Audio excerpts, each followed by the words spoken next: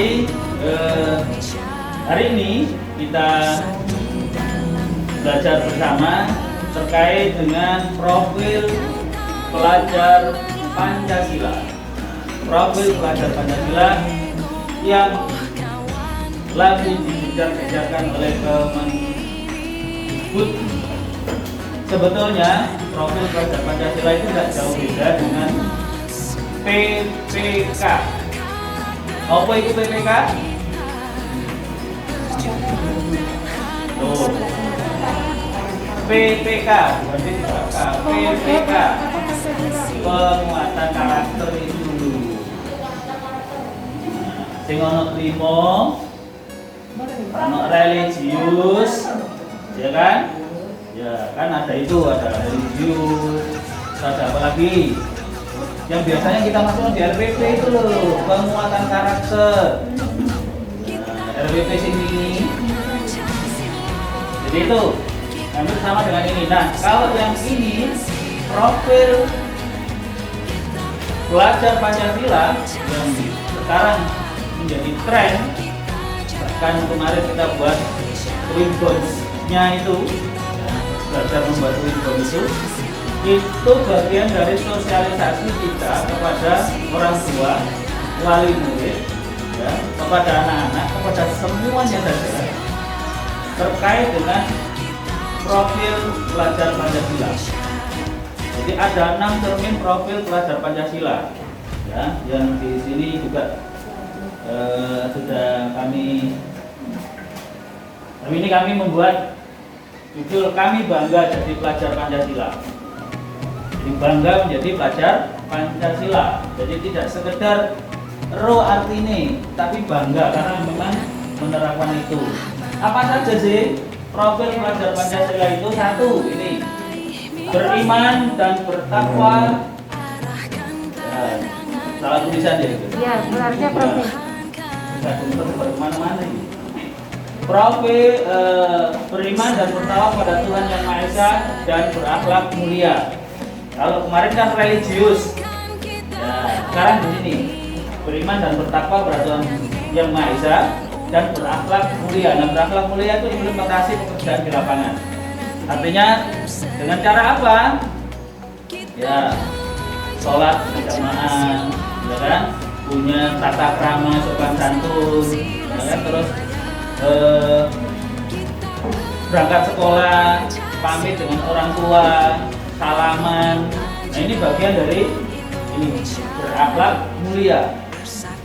Ya. Terus yang kedua adalah berkebinekaan global. Kira-kira ada kesalahan aja enggak? Kebinekaan global. Apa? Ayo, kebinekaan global. Kok dikatakan begini ono ae bineka gitu. Ayo.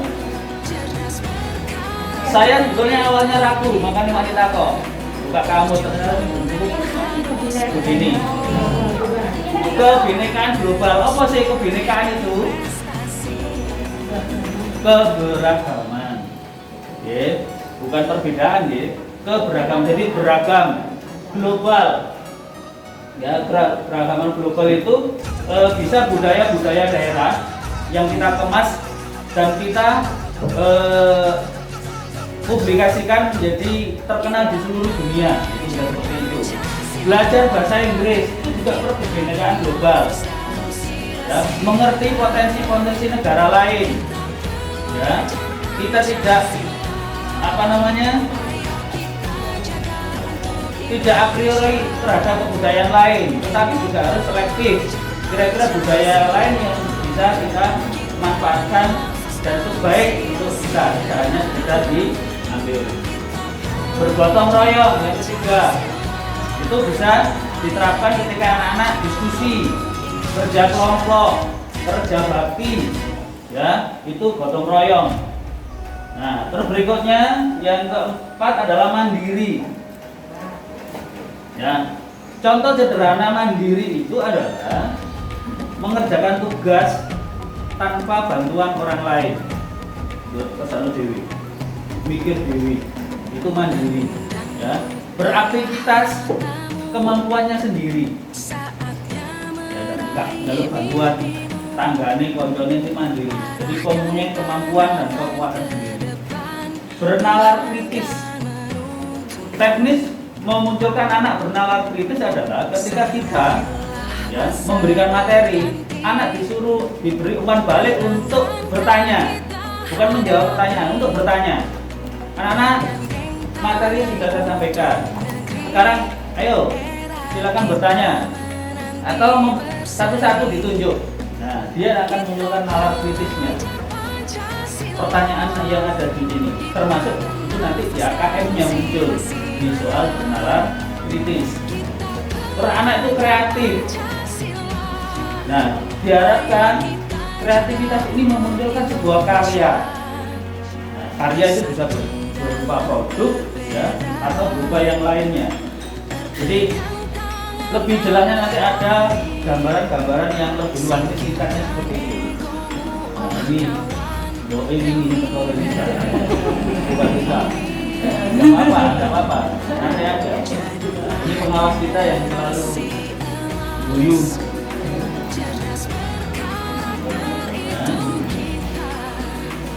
Guru karyawan BSI taruh dengan berapa?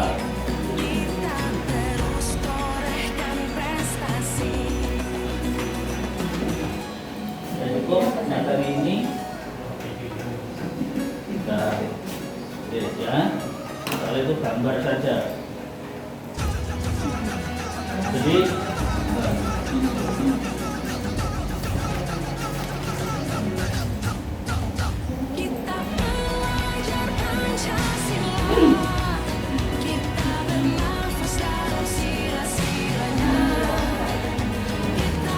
ini materinya pembiasaan pelaksanaan pembelajaran pemeriksaan dan seterusnya. Contoh-contoh yang nantinya akan kita pelajari bersama, ya. Jadi nanti kita akan pelajari bersama ini. Nah, ini fungsi buat belajar, mengkomunikasikan, berdiskusi.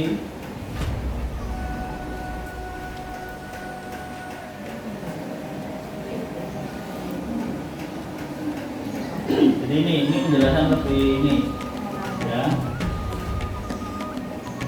Akhlak kepada akhlak pribadi, menyadari bahwa menjaga dan merawat diri penting dilakukan bersamaan dengan menjaga dan merawat orang lain dan lingkungan sekitarnya. Nah, ini terkait dengan berakhlak mulia tadi itu.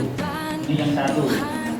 Akhlak pribadi, akhlak kepada manusia, akhlak kepada alam, dan akhlak bernegara. Menggunakan ada kewajiban.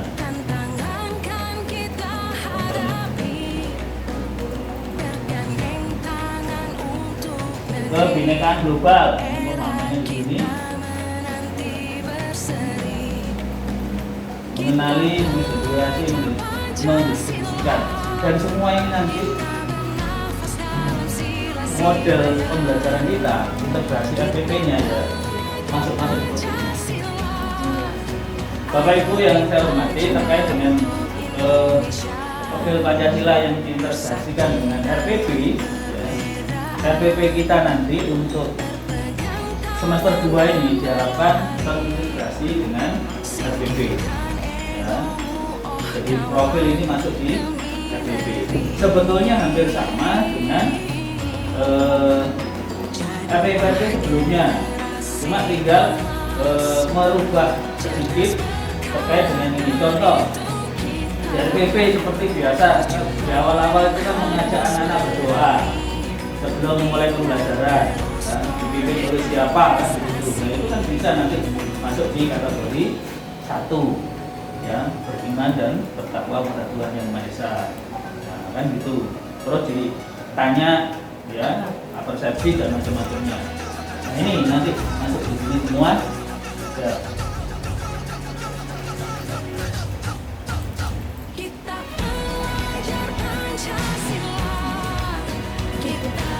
Di contoh dengan global itu kayak gini, ya. Tari daerah, festival,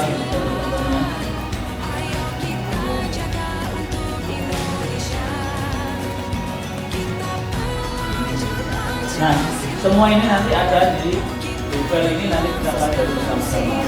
Yang jelas, memang tugas kami adalah menyampaikan informasi terkait ini kepada panjenengan. Nah, file-file ini nanti akan kami berikan kepada panjenengan.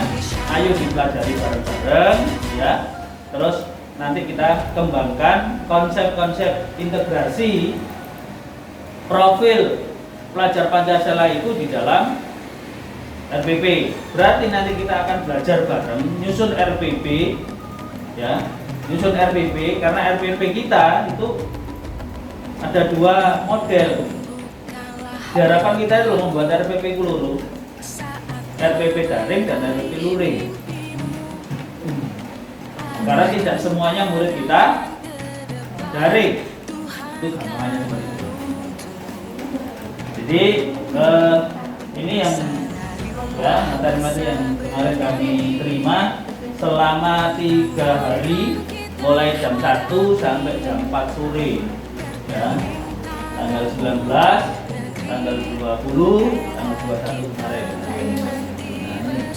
Bapak Ibu yang saya hormati, ini adalah materi dasar yang saya perlu sampaikan ke jenengan agar jenengan tahu bahwa kita itu diharapkan untuk menyampaikan informasi-informasi ini tidak sekedar kepada kita sebagai guru, tetapi juga kepada anak-anak kita, terutama anak-anak kita dan wali murid, ya, dan wali murid, sehingga wali murid juga memahami ini. Karena tanpa kerjasama dengan wali murid, program ini tidak akan berjalan dengan sempurna.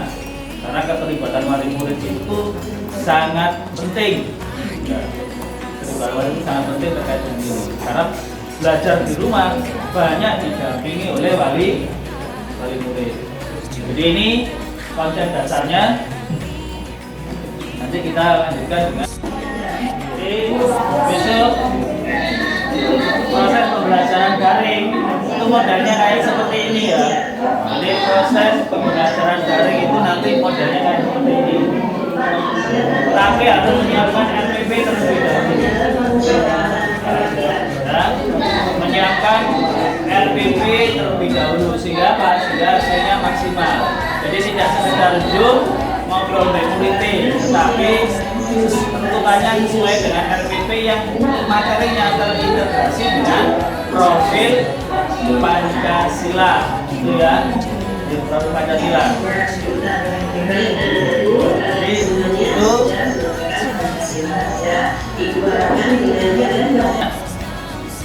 terkait dengan profil Pancasila melalui pembelajaran, integrasi ke mata pelajaran apa saja itu dijelaskan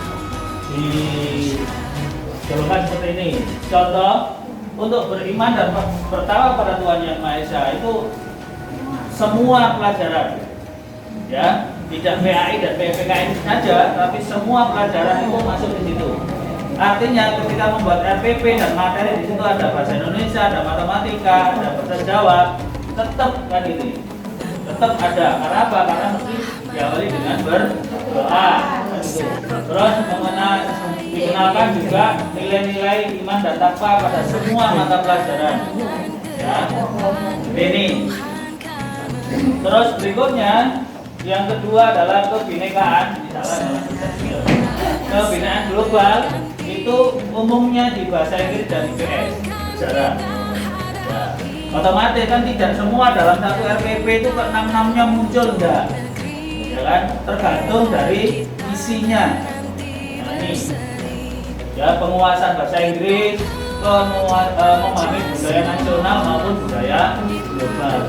Ini untuk yang kedua. Yang ketiga, gotong royong. Semua mata pelajaran, ya. Jadi semua mata pelajaran itu bisa dimasuki atau diintegrasikan dengan ini bisa. Bentuk kegiatannya apa? Bisa dengan kerja kelompok, ya. Bisa dengan kerja kelompok. Nah, bagaimana kerja kelompok pada saat daring? Nah, itu kan juga perlu dipikirkan. Kerja kelompok saat daring bisa saja ditugasi anak-anak, ya, berdasarkan kedekatan rumah. Jangan jauh di rumah orang main gitu, jangan. berdasarkan dekatan rumah 2 sampai 5 orang saja, tidak usah banyak-banyak ya, 2 sampai 5 orang kelompoknya. Kalau bisa ya 3 gitu saja dengan rumah terdekat.